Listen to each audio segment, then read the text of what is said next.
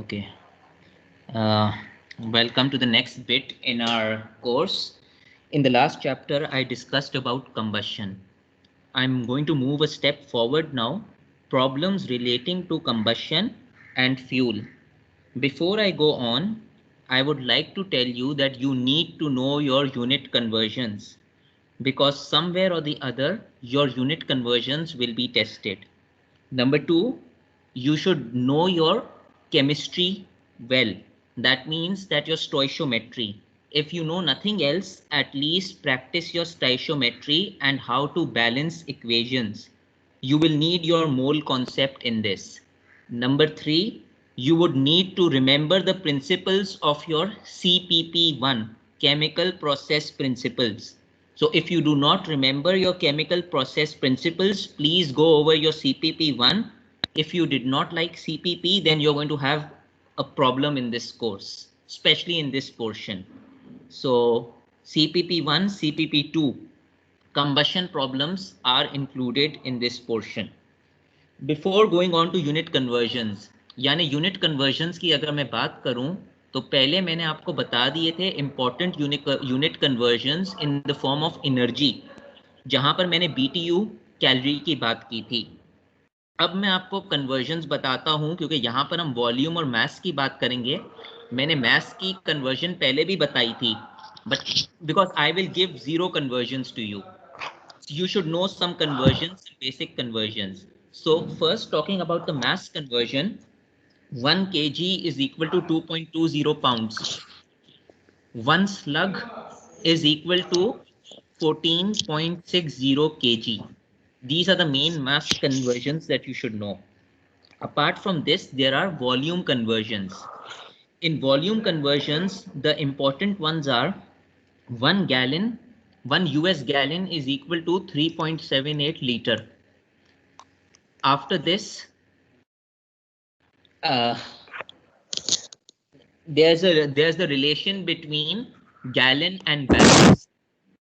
I I think 1 barrel is equal to 42 gallons, but I will look at the gallons and barrel again. Have a look at gallons and barrel. That is important.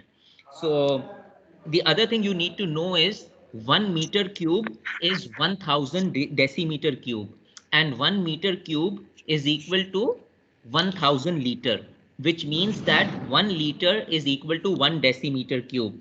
You should also know how to be able to convert from feet cube to meter cube or from meter cube to inch cube. The method is the same what we learned at the beginning in CPP1, the unit conversion method. Please, where you have a cube in the problem, you have to raise the problem 3 times, as in cube all the numbers as well as the units. If anyone still has a problem in unit conversions, I have uploaded 2 videos on YouTube. One was for 1-9 fall in thermodynamics, one was for 1-9 fall in fluid mechanics. So you can have a look at that method to get an idea how to convert. So please go over those videos for unit conversions. You will definitely need unit conversion. Your important things are gallon, liter, decimeter cube, meter cube, foot cube, barrel. You do not need to learn this, that 1 gallon is equal to 0.03 whatever someone said foot cube. Even I do not remember that. The easiest way to get into foot cube is you convert it like this. Okay, 1 gallon is 3.78 liter. Then you can do that 1000 liter is equal to 1 meter cube. Then you can do 1 meter is 3.28 foot, and then cube the whole thing. 1 meter cube would be 3.28 cube. That is how you unit convert. You don't learn it by Kira. certification. Okay. Now coming on to Ciao. lecture. Please do not spoil my lectures. मैं बसों और मैं दो शकंदम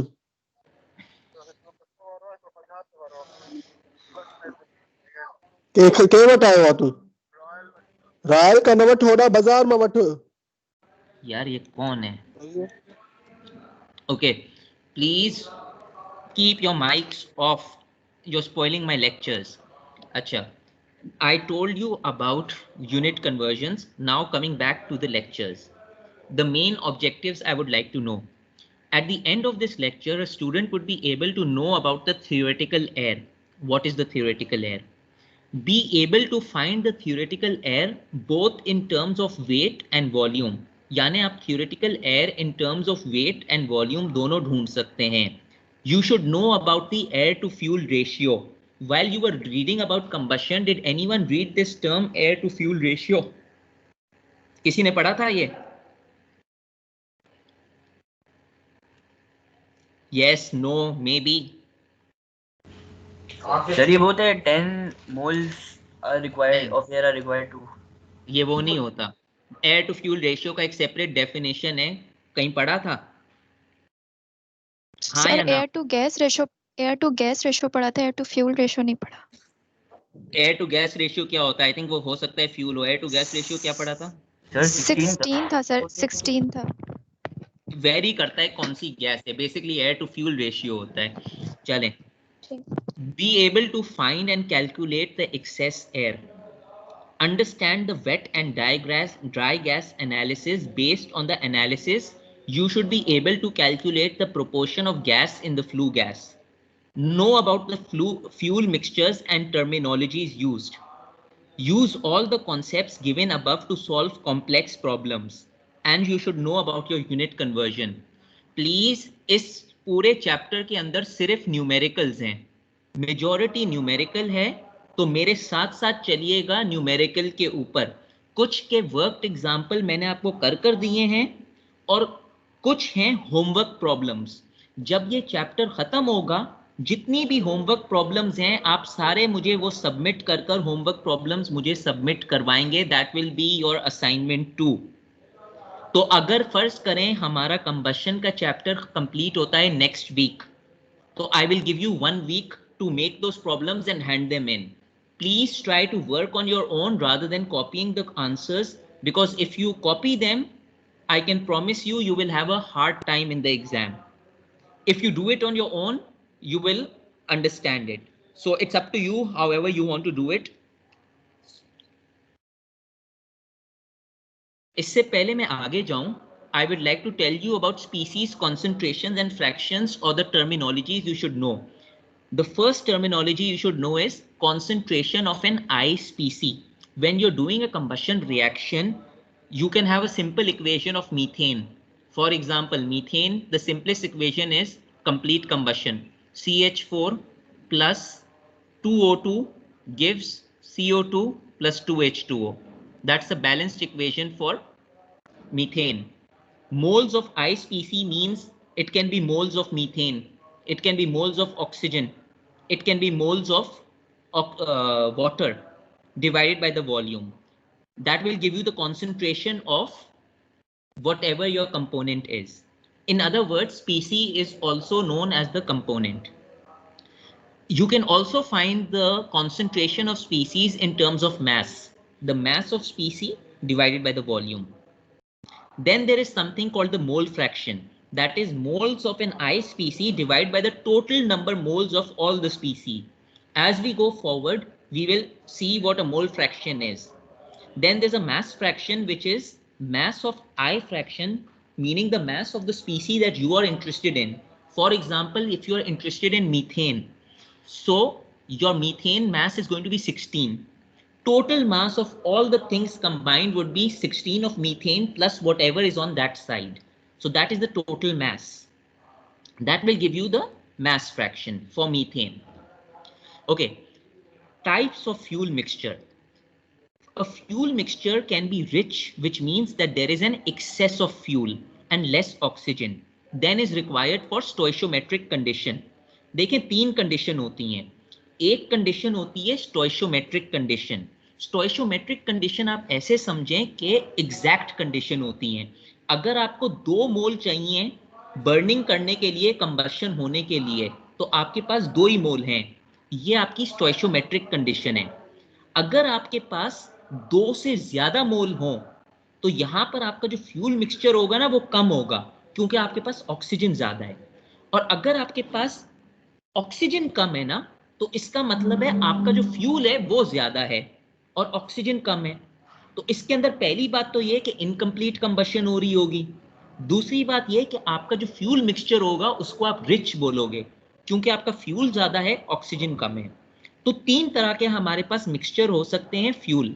एक हमारा हो सकता है फ्यूल मिक्सचर जो रिच कहलाता है, एक होता है फ्यूल मिक्सचर जिसको हम लीन बोलते हैं, LEAN, लीन, कमजोर, और तीसरा होता है स्टोइशियोमेट्रिक condition. Stoichiometric fuel mixture, which means there is a stoichiometric content of both the fuel and oxygen.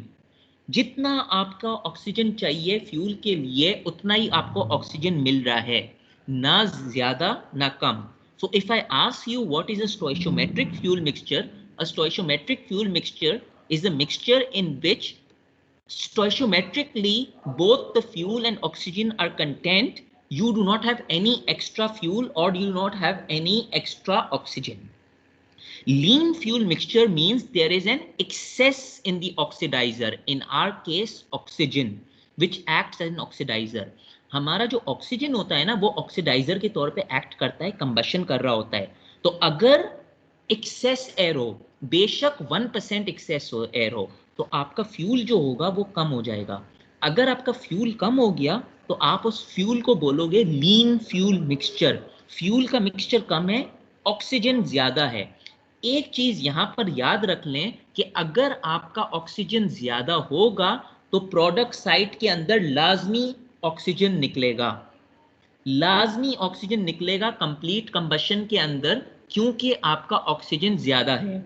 I will give you an example. अगर मैं बोलूं कि मेरा मीथेन बर्न हो रहा है कंप्लीट कंबशन में, अगर कंप्लीट कंबशन की बात कर रहा हूं स्टोइशियोमेट्रिक रेशियो फुलफिल करने के लिए, तो मेरे जो रिएक्टेंट होगा वो होगा methane CH4 plus 2O2 gives you CO2 plus 2H2O। Product side पे कुछ नहीं निकलेगा। अगर मैं बोलूं कि मेरा ऑक्सीजन एक्सेस है तो मेरे प्रोडक्ट साइड के ऊपर CO2 निकलेगा, H2O निकलेगा, O2 भी निकलेगा, चाहे 1% एक्सेस हो या 100% एक्सेस हो। ऑक्सीजन अगर एक्सेस में है तो ऑक्सीजन बाहर भी आएगा प्रोडक्ट के अंदर। प्रोडक्ट को हम क्या बोलते हैं? प्रोडक्ट को हम बोलते हैं फ्लू गैस। फ्लू गैस क्यों कहा जाता है? फ्लू गैस इसलिए कहा जाता है क्योंकि जो आपका जो फ्लू पाइप होता है ना, एग्जॉस्ट पाइप होते हैं, जो बॉयलर्स होते हैं और तमाम दूसरे पाइप होते हैं, वहां से ये गैसेस निकलती हैं, तो इसलिए हम इसको फ्लू गैस बोलते हैं। अब फ्लू गैस के अंदर दो टाइप्स होती हैं। एक टाइप होती है जहां अभी हम ये थ्योरी देख रहे थे, इसकी मैं बात दोबारा करूंगा। यहां पर आपने देखा था एक चीज है वेट गैस और ड्राई गैस। वेट गैस वो होती है जिसके अंदर हम वाटर वेपर को इंक्लूड करते हैं, यानी H2O इंक्लूड करते हैं in the form of vapour. Dry gas होती है हम H2O को लिक्विड समझते हैं और H2O को निग्लेक्ट कर देते हैं। When we do these questions, you will understand it further. A dry gas is a gas in which you neglect the hydrogen proportion. और दूसरा नाम क्या है ड्राई गैस का? Orsat analysis.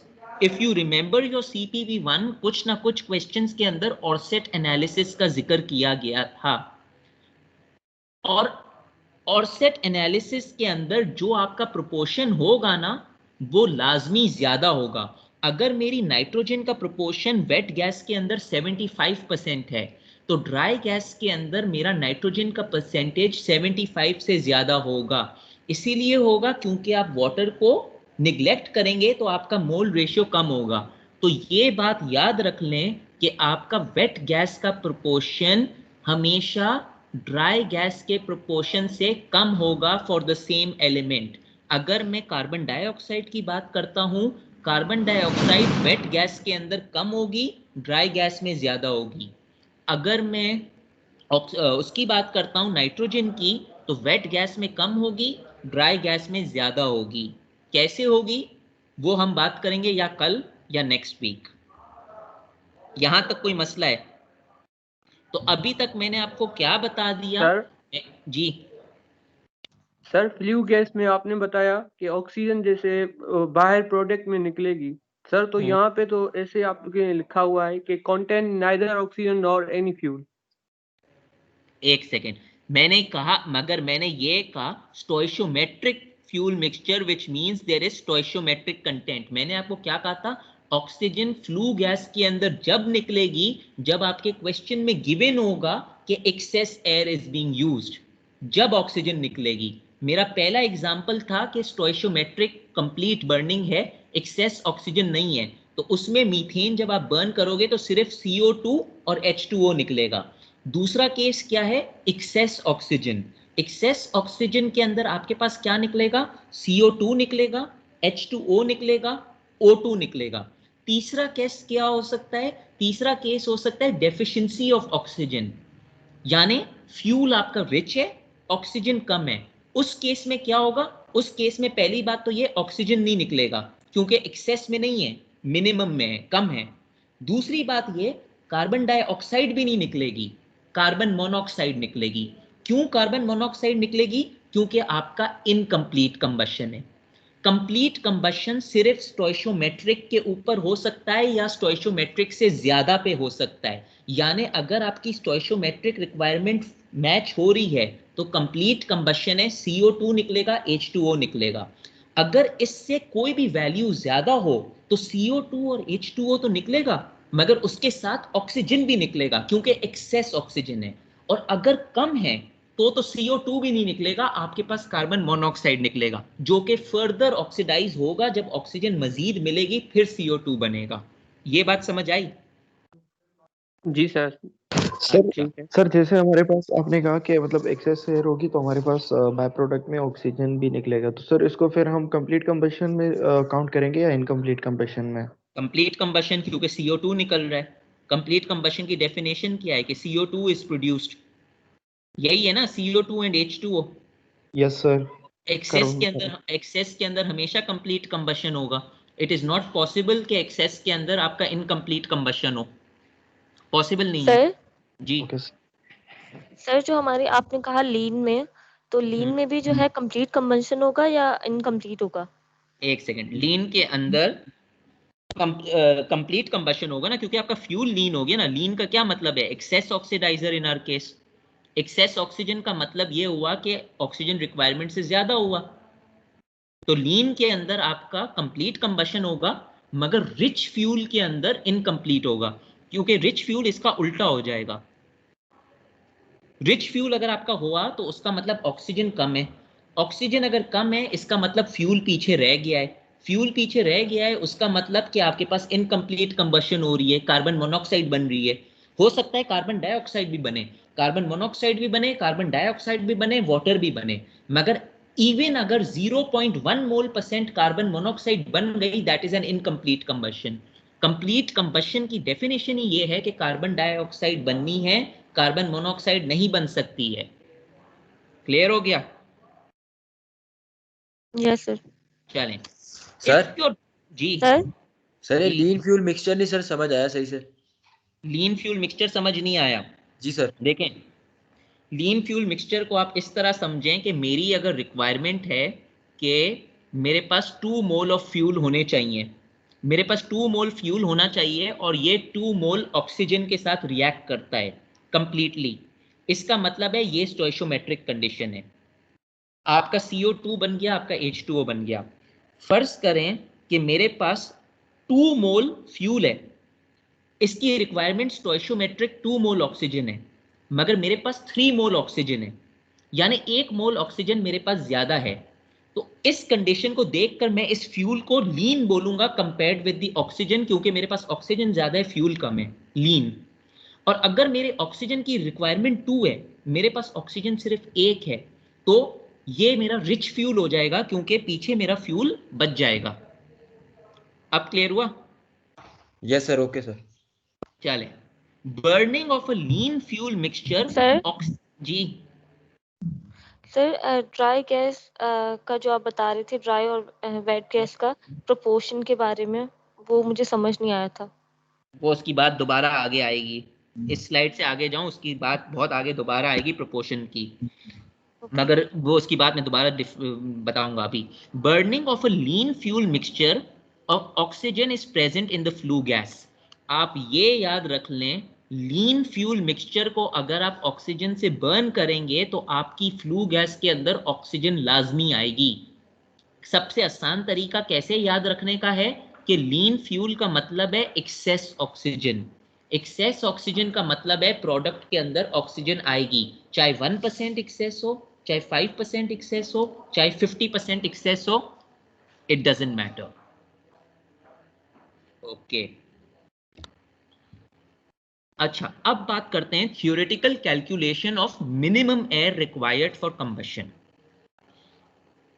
To obtain efficient combustion of any fuel. देखिए, जब हम fuel की बर्निंग करते हैं ना, एफिशिएंसी बहुत मायने रखती है। आपने कोई ऐसा प्रोसेस नहीं करना है जहां पर आपको फ्यूल भी कम मिले और कॉस्ट ज्यादा हो। तो कैलोरीफिक वैल्यू के बाद efficiency is the second criteria. To obtain efficient combustion of any fuel, it is essential that the fuel is got in contact with sufficient quantity of air to burn all the combustible matter under appropriate condition. इसका मतलब ये हुआ कि अगर आप access में नहीं जा सकते हो तो कम से कम इतना जाना चाहिए कि आपका जो फ्यूल है वो कंप्लीटली बर्न हो जाए। अगर आपके फ्यूल की रिक्वायरमेंट है 2 moles of oxygen, at least you should get 2 moles, इतना आपके पास होना चाहिए, तब वो एफिशिएंट होगा। जो करेक्ट कंडीशन होती हैं वो होती है intimate mixing of air with combustible matter. आपके पास इतनी एयर होनी चाहिए और वो इतनी कांटेक्ट में होनी चाहिए, इंटीमेटली मिक्स होनी चाहिए कि आपका कंबस्टिबल मैटर प्रोड्यूस हो जाता है। दूसरा ये, sufficient time should be allowed for the combustion process to be completed. जब आप कंबशन कर रहे हो तो आपको सफिशिएंट टाइम देना पड़ेगा। ऐसा नहीं है कि आप टाइम कम कर लो, अगर आप टाइम कम कर लोगे तो कंबशन एक पूरी सफिशिएंट कंबशन नहीं होगी, कंप्लीट कंबशन नहीं होगी, इनकम्प्लीट कंबशन में चला जाएगा। If either of the above factors are inadequate or inappropriate, यानी अगर दोनों ऊपर वाले फैक्टर्स या तो कम हैं या अप्रोप्रिएट नहीं है, तो आपका जो कंबशन होगा वो इनएफिशिएंट कंबशन होगा, जिसको हम इनकम्प्लीट कंबशन बोलते हैं। और इनकम्प्लीट कंबशन की मिसाल क्या है कि कार्बन मोनोऑक्साइड प्रोड्यूस होगा, लाजमी कार्बन मोनोऑक्साइड प्रोड्यूस होगा। दूसरी बात ये कि वो रिच फ्यूल मिक्सचर होगा, क्योंकि आपका ऑक्सीजन कम है, आपका फ्यूल मिक्सचर ज्यादा है। The elements which are usually present in common fuels are C, O, S and H. ये एलिमेंट्स यूजली आपको मिलेंगे, carbon definitely, oxygen, sulphur, hydrogen, main components. इसके अलावा ट्रेसेस हो सकती हैं कुछ डिफरेंट कंपोनेंट्स की, but these are the main ones. अच्छा, before you go on to combustion problems, these were some important tips that you should keep in mind. Before solving any problem, the equation for the fuel being combusted should be balanced. यानी अगर आपको कभी कोई combustion की problem मिले, बेशक alkene हो, बेशक एल्कीन हो, बेशक बेंजीन हो, कोल हो, कोई भी रिएक्शन हो, आंख बंद करके सबसे पहले balance the chemical equation. If your equation is not balanced, your answer would be incorrect. So please do not say that I will balance my equation right at the end. First step is balance equation. So before solving any problem, the equation for the fuel being combusted should be balanced. An unbalanced equation can result in wrong answers. That was the first important tip that you should keep in mind. Second thing is, आपके fuel के साथ nitrogen, ash and carbon dioxide मिल सकती है। If present in the fuel, they are incombustible matters. इसका मतलब ये हुआ कि अगर नाइट्रोजन आपके फ्यूल के अंदर है, ऐश आपके फ्यूल के अंदर है, कार्बन डाइऑक्साइड आपके फ्यूल के अंदर है, ये रिएक्ट नहीं करेंगे। कभी आपने ये नहीं सुना है कि कार्बन डाइऑक्साइड ऑक्सीजन से रिएक्ट कर रही हो। हाइड्रोजन रिएक्ट करेगा ऑक्सीजन से, सल्फर रिएक्ट कर लेगा, कार्बन मोनोऑक्साइड रिएक्ट कर लेगी, कार्बन डाइऑक्साइड नहीं करेगा, नाइट्रोजन नहीं करेगा, क्योंकि कभी आपने ये भी नहीं सुना है कि N+O2 = N2O, ये भी नहीं सुना है कंबशन के अंदर। तो ये चीजें कभी रिएक्ट नहीं करेंगी, you should keep that in mind. That was number 2. Number 3, while solving air problem, it is imperative to remember that air contains 21% oxygen by volume and 23% oxygen by weight. अगर आप वॉल्यूम कैलकुलेशन कर रहे हैं तो आपको मालूम होना चाहिए कि आपका oxygen is 21% oxygen in air, the other 79% is considered to be nitrogen. और अगर आप बाय मास कैलकुलेशन कर रहे हैं तो ऑक्सीजन की कॉम्पोजिशन होगी 23%, बाकी 77% नाइट्रोजन है। तो these two things should be at the back of your mind. Volume के लिए ऑक्सीजन 21% है, मास के लिए ऑक्सीजन 23% है। The molecular mass of air is usually taken as 28.96 ग्राम पर मोल। कभी कभी एयर टू फ्यूल रेशियो के फॉर्मूले के अंदर इसको 29 भी लिया जाता है। वैसे इसका मास 28.96 होता है एयर का मास। एयर के अंदर जो तमाम गैसेस बनाई हुई होती हैं, आर्गन का कंट्रीब्यूशन होता है, दूसरी गैस हीलियम का होता है, सबको मिलाकर 28.96 बना है। तो आप इसको 28.96 ले लें या 29 ले लें एयर टू फ्यूल रेशियो के अंदर। पर अगर मैं आपको क्वेश्चन में गिवन दूं कि टेक इट एज 28.90 या whatever, you should have to take that value. अच्छा, जहां पर हम यूनिट कन्वर्जन की बात कर रहे थे ना, अगर मैं कुछ भी मेंशन नहीं करूं तो आप उसको उसी यूनिट के अंदर रख सकते हैं। मगर अगर मैं स्पेसिफिकली बोलूं कि मुझे यूनिट कन्वर्जन चाहिए तो आप उसको उस यूनिट कन्वर्जन में लेकर जाएंगे। और अगर मैं नहीं बोलूं तो you are free to do what you want, provided it's a SI unit. अगर अमेरिकन यूनिट में हुआ तो it's usually better to do in SI, पर मैं आपको लिबर्टी दे देता हूं। अच्छा, balancing the chemical equation for alkanes for complete combustion. हम एल्केन की बात पहले करते हैं। अगर आप एल्केन को बैलेंस कर सकते हैं तो आप कोई भी इक्वेशन को बैलेंस आराम से कर लेंगे।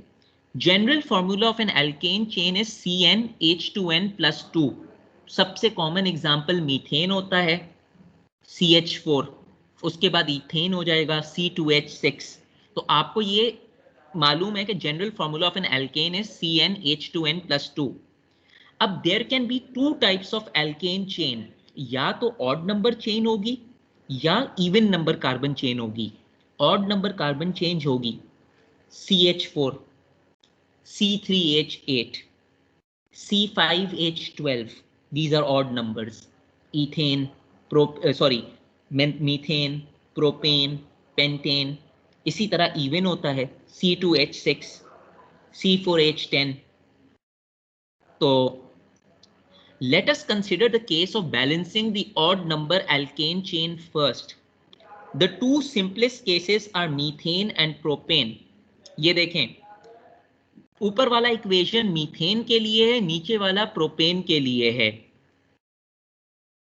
ऑड चेन एल्केन अगर हो तो उसको बैलेंस करना बहुत आसान है। Follow my mouse.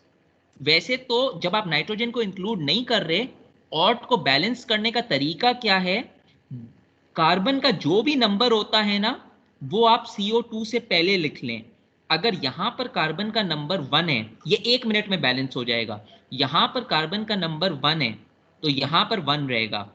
यहां पर कार्बन का नंबर 3 है तो यहां पर CO2 से पहले 3 हो जाएगा। सबसे पहली बात तो ये नोट कर लें अगर आप कंप्लीटली बैलेंस कर रहे हैं फॉर एन ऑड चेन। दूसरी बात ये, जो हाइड्रोजन का नंबर है वो हाफ हो जाएगा in the case of the product.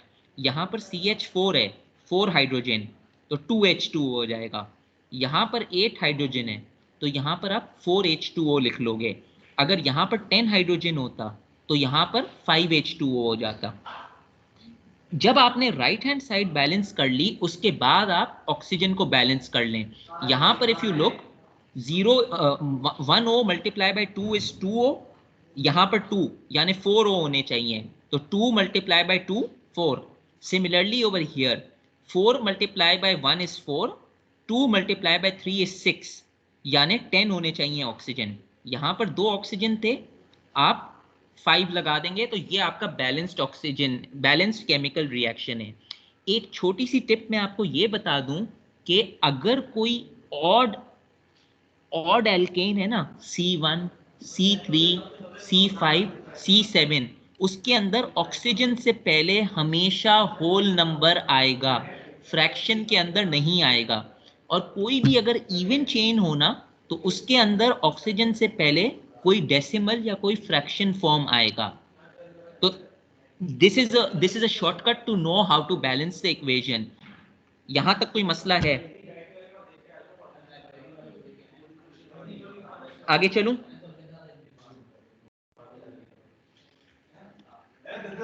आगे चलूं? आवाज आ रही है मेरी? जी हेलो सर। सर जी आ रही है। अच्छा, तो प्लीज मैं रिस्पॉन्ड दे, क्योंकि फिर मुझे लगता है कि कभी सिग्नल प्रॉब्लम हो रहा है। इसी तरह हमारे पास एक इवन चेन हो, इवन का भी तरीका वही तरीका है। इवन के लिए एक सेकंड मुझे प्लीज दे दें।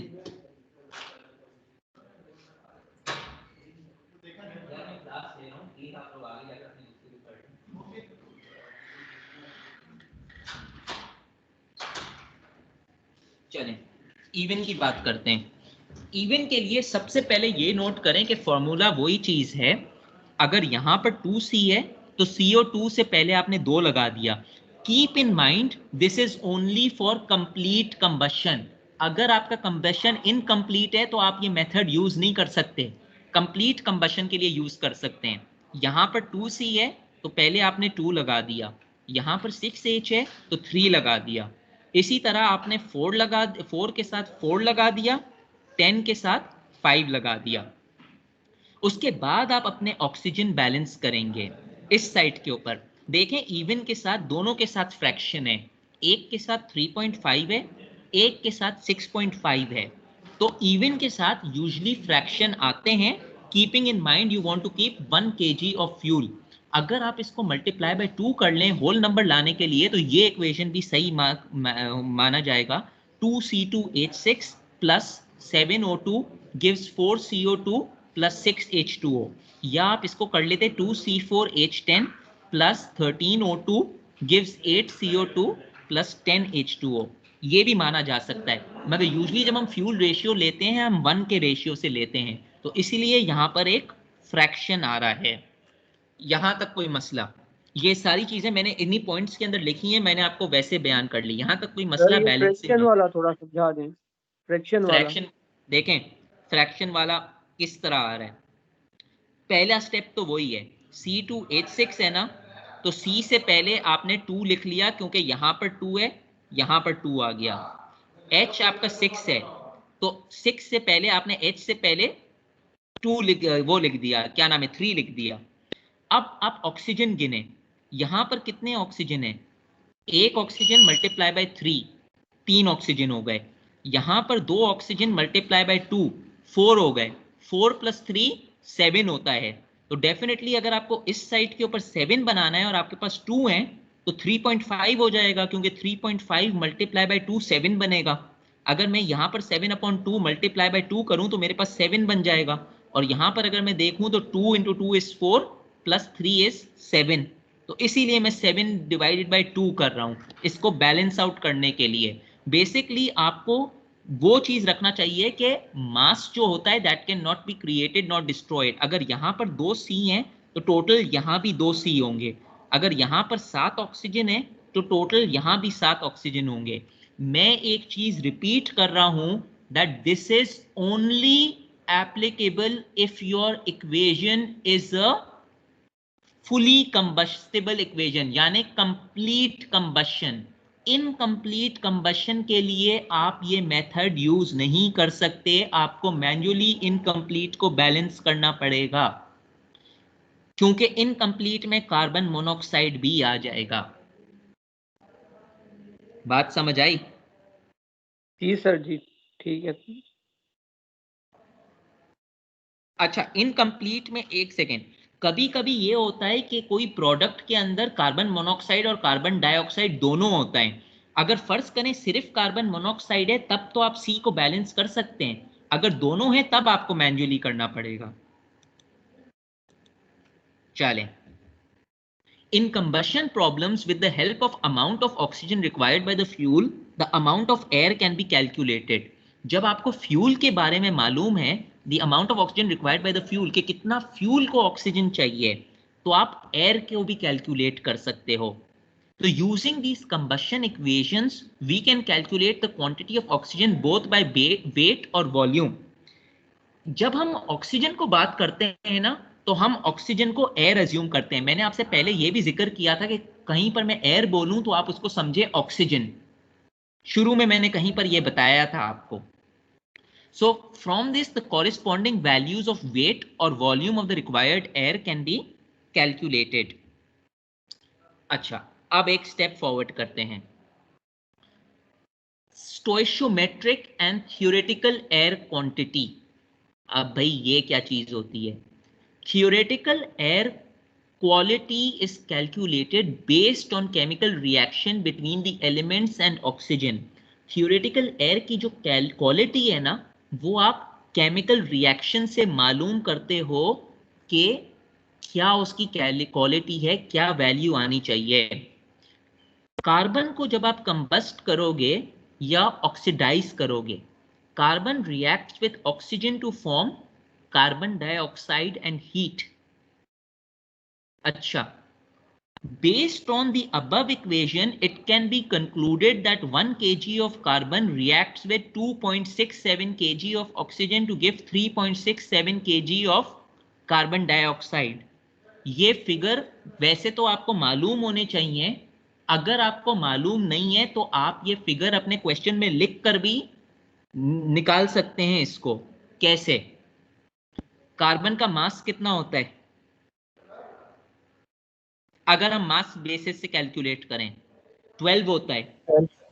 12 kg of carbon reacts with how much? 32 kg of oxygen। Oxygen का मास 16 होता है, 16 multiply by 2 32। 12 kg of carbon plus 32 kg of oxygen gives you 12 plus 32 44 kg। और होएगा भी ये, जितना इस साइड के ऊपर होगा उतना बाहर भी आएगा। तो अगर मैं कंक्लूड करूं कि 1 kg ऑफ कार्बन अगर 12 kg कार्बन 32 kg ऑक्सीजन दे रहा है, तो 1 kg कितना देगा? 32 divided by 12। 32 divided by 12 is 2.67। इसी तरह 44 डिवाइडेड बाय 12 इज 3.67। तो ये बात समझ आई सर? जी? सर यहाँ पे जैसे आपने carbon reacts with oxygen to form carbon dioxide, sir carbon dioxide तो हो रही है, ये आपने लिखा है एंड हीट, सर हीट कैसे? कंबशन दो चीजें प्रोवाइड करती है, एक हीट भी प्रोवाइड करती है और एक गैस भी होती है। हीट एक हीट एनर्जी है ना। कंबशन में मैंने आपको क्या बोला था, जब आप कंबशन करोगे तो दो चीजें हो रही होती हैं, एक लाइट आपको मिलती है, दूसरी हीट मिलती है। तो हीट को आप इग्नोर कर देना कि इट्स प्रोवाइडिंग हीट, हीट से आपका काम ही नहीं है। अच्छा, जब आप ठीक है सर। इसका आप छोटा मिसाल ये ले लें कि जब आप इग्निशन करते हैं, आप गाड़ी चला रहे हैं, आपकी कार इंजन के अंदर आप कंबशन हो रही होती है, इंटरनल कार इंजन के अंदर जो बर्न हो रहा होता है, हीट होती है, गर्म होती है, गाड़ी नहीं होती। जी सर, होती है। तो बस वो ही चीज है। तो ये समझ आ इग्नोर गया किया जनाब? जाए, ठीक है सर। ये समझ आ गया कि 2.67 और 3.67 कैसे आया? आ गया समझ? सर आगे। जी सर, ये आ गया। Yes sir. ये है बाय मास। अगर आप बाय वॉल्यूम करो तो वॉल्यूम के अंदर आपको मोल रिल्यूशन करना होता है। ये चीज याद रख लें कि volume is the same as mole. अगर मैं बोलूं 1 mole reacts with 1 mole of oxygen to gives 1 mole of CO2, that will also mean that 1 volume reacts with 1 volume of oxygen to give 1 volume of CO2। तो अगर मैं ये लिख दूं 56 metre cube मेरा ये है, तो 56 metre cube reacts with 56 meter cube oxygen to give 56 meter cube CO2। तो mole and volume mean the same thing. जब हम वॉल्यूम की बात करते हैं तो हम या तो मोल यूज करते हैं या वॉल्यूम यूज करते हैं। जब मास की बात करते हैं तो आमतौर पे केजी की बात करते हैं, केजी, ग्राम या जो भी यूनिट हुआ। क्लियर हो गया? जी सर। ये सिर्फ थी कार्बन की ऑक्सीडेशन। दूसरी चीज क्या ऑक्सीडाइज हो सकती है? हाइड्रोजन ऑक्सीडाइज हो सकता है। H2 plus O2 gives 2H2O। सबसे पहले मैंने वही काम किया, आई बैलेंस माई इक्वेशन। यहां पर मुझे कोई कोएफिशिएंट डालने की जरूरत नहीं थी क्योंकि my equation was already balanced. My equation was already balanced, I didn't have to do anything. यहां पर I have to balance my equation, so I repeat, always check if your equation is balanced. H2 plus O2 gives H2O। अब आप इसको balance करें। आपने कहा कि यहां पर आपके पास 2 O हैं, तो आपने पहले यहां पर 2 लगा दिया, 2 O बैलेंस हो गए। उसके बाद आपने देखा कि अब मेरे पास यहां पर 4H हो गया है। मेरे पास तो 2H थे, तो 2 और 2 4 बैलेंस हो गया है। 4H 4H 2O 1 multiply by 2 2O। अब मैं अगर मैं मैथ्स के टर्म्स में देखूं तो मैं बोल सकता हूं, based on the above equation it can be concluded that 1 kg of hydrogen reacts with 8 kg of oxygen to give 9 kg of carbon dioxide. अगर मैं मास में बोलूं, ये मैं कैसे बोल सकता हूं? देखें, इस हाइड्रोजन का मास टोटल कितना हो गया? 4 हो गया। 2 प्लस 2 मल्टीप्लाई बाई 2 4। ऑक्सीजन कितना हो गया? 32। तो अगर मैं इसको 4 का 32 है तो 1 का कितना हो गया? क्योंकि मैं 1 kg ऑफ हाइड्रोजन कर रहा हूं ना, 1 का हो गया 32 डिवाइडेड बाई 4, 8 हो गया। इसी तरह अगर 2 moles of 4 kg of hydrogen कितना दे रहा है? 2 18 18 पानी का वेट होता है, 18 पानी का वेट मल्टीप्लाई बाई 2 36। 2 kg अगर 36 kg देगा तो 1 kg कितना देगा?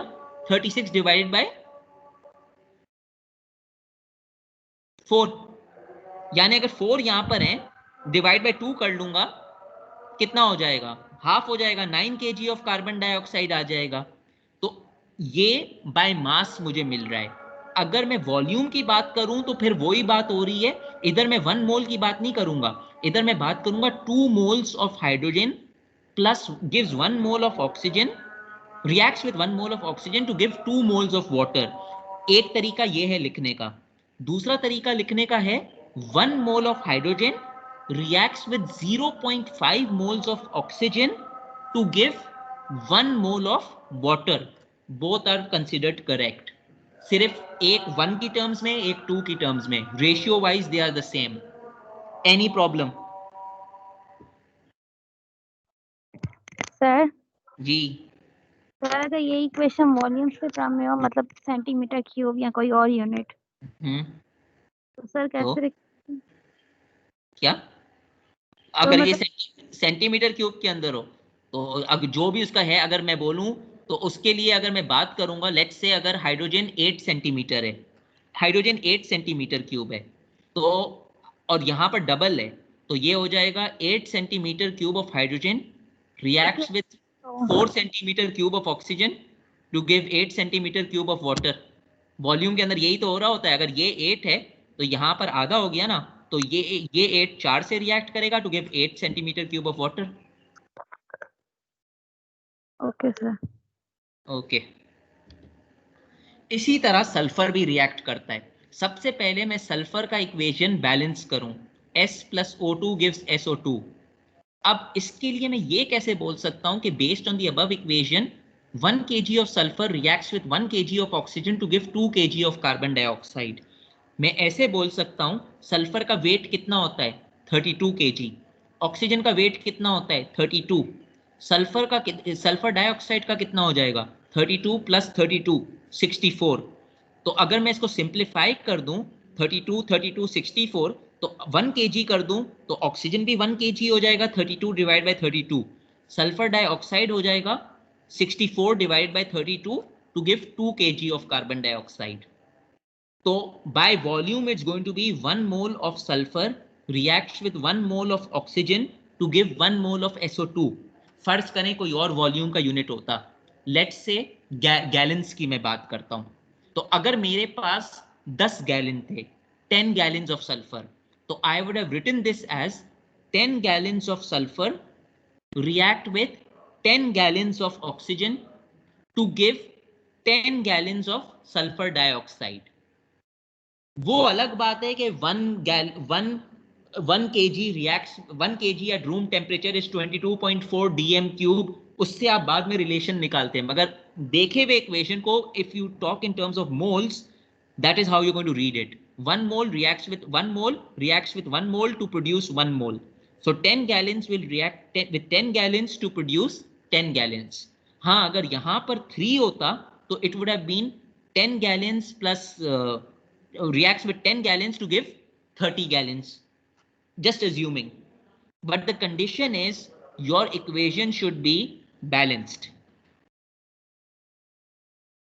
चलें, I think we will नया टॉपिक यहां से शुरू हो रहा है, तो ये एक आखिरी स्लाइड में बता दूं। थियोरेटिकल ऑक्सीजन क्या होता है? Theoretical oxygen of any fuel, यानी theoretical oxygen of fuel being burned is the oxygen produced by carbon plus the oxygen produced by hydrogen plus the oxygen produced by sulphur minus the oxygen produced, अगर आपके question में oxygen है। यानी अगर आपको theoretically oxygen calculate करना है तो पहले तो आपको तीनों टर्म्स ऐड करनी पड़ेंगी जो ऑक्सीजन के साथ कंबस्ट हो रही हैं। मैंने C, H और S को क्यों ऐड किया?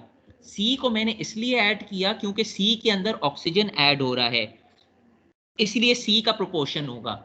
उसके बाद H के साथ ऑक्सीजन रिएक्ट कर रहा है तो ऑक्सीजन यहां भी होगा। उसके बाद S के साथ ऑक्सीजन रिएक्ट कर रहा है तो S भी होगा, तो ये तीनों टर्म ऐड हो जाएंगी। मैं ऑक्सीजन को सब्ट्रैक्ट क्यों करूंगा? अगर मेरे पास पहले से ही ऑक्सीजन है, ये तीनों के अंदर तो मैं ऑक्सीजन ऐड कर रहा हूं ना। अगर पहले से ही ऑक्सीजन है तो मैं उस ऑक्सीजन को सब्ट्रैक्ट करूंगा, अगर पहले से ऑक्सीजन नहीं है तो मैं उसको रहने दूंगा, मैं कोई चीज सब्ट्रैक्ट नहीं करूंगा। तो ये बात समझ आई कि मिनिमम थियोरेटिकल एयर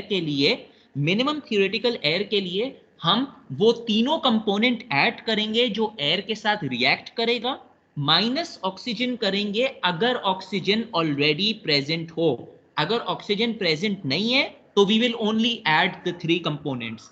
आम तौर पे हर फ्यूल के अंदर 3 कंपोनेंट ऑक्सीजन से रिएक्ट कर सकते हैं, कार्बन, हाइड्रोजन, सल्फर। मैंने आपको पहले ही बताया था कि नाइट्रोजन, कार्बन डाइऑक्साइड और ऐश रिएक्ट नहीं करेंगे। यहां तक बात क्लियर हुई? सर जी यस सर। नाइट्रोजन ऐश आपने कहा कि नहीं करेंगे, तो हम फिर उनको कैलकुलेट कैसे करेंगे अगर वो होंगे हमारी इक्वेशन में? तो मैंने अभी कोई कैलकुलेशन करवाई नहीं, अगर होंगे तो फिर है, जब उधर तक पहुंचेंगे तो हम करेंगे उसकी बात।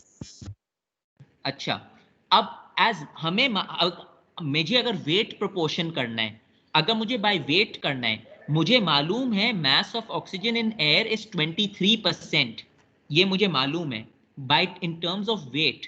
तो theoretically for combustion of 1 kg of fuel मुझे अपना थियोरेटिकल मिनिमम वैल्यू को 23% से डिवाइड करना पड़ेगा, यानी 0.23 से डिवाइड करना पड़ेगा।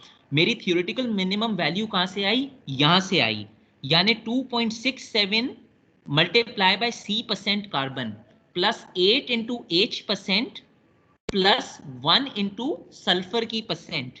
इन तीनों से मेरी थियोरेटिकल मिनिमम आई और उस आंसर को मैं 23% से डिवाइड कर रहा हूं। अगर मुझसे कोई पूछे कि ये 2.67 कहां से आया, ये 8 कहां से आया, ये 1 कहां से आया, भाई ये देखो 2.67 यहां से आया। 12 kg reacts with 32 kg, क्योंकि मैं सिर्फ ऑक्सीजन की बात कर रहा हूं, I am not interested in the product. 12 kg reacts with 32 kg, so 1 kg will react with 32 divided by 12. 32 divided by 12 is 2.67, यानी 2.67 ऑफ कार्बन की परसेंटेज। इसी तरह यहां देखो 4 kg reacts with 32, so 1 kg will react with 32 divided by 4, इसीलिए 8 आ गया। 8 multiply by hydrogen percentage, sulphur पे आ जाओ, 1:1 ratio. 32 kg sulfur reacts with 32 kg of oxygen, which means that 1 kg will react with 1 kg of oxygen, इसीलिए sulphur से पहले 1 है। This is the contribution of oxygen with the fuel. अब ये जो theoretical air का फॉर्मूला है ना, इसका दूसरा फॉर्मूला क्या है लिखने के लिए? Air theoretical is equal to 100/23 multiply by theoretical minimum of air. फर्ज करें आपका थियोरेटिकल मिनिमम रिपीट करें जी, ये थियोरेटिकल मिनिमम रिपीट करें ऊपर वाला। हाँ, मैं इसी को रिपीट कर रहा हूं, यानी इसको आप यूं लिख सकते हो, ये मैंने जो ये चीज निकाली है ना, आपका जो थियोरेटिकल एयर है, it's simply nothing but 100/23 into theoretical minimum oxygen. फर्ज करें आपका थियोरेटिकल मिनिमम ऑक्सीजन है 5 है, तो आपका आंसर हो जाएगा 5 multiply by 100/23। That is all. सही है। I would like to stop here because यहां पर वेट खत्म हुआ है। Tomorrow we will deal with volume. यहां तक कोई क्वेश्चन?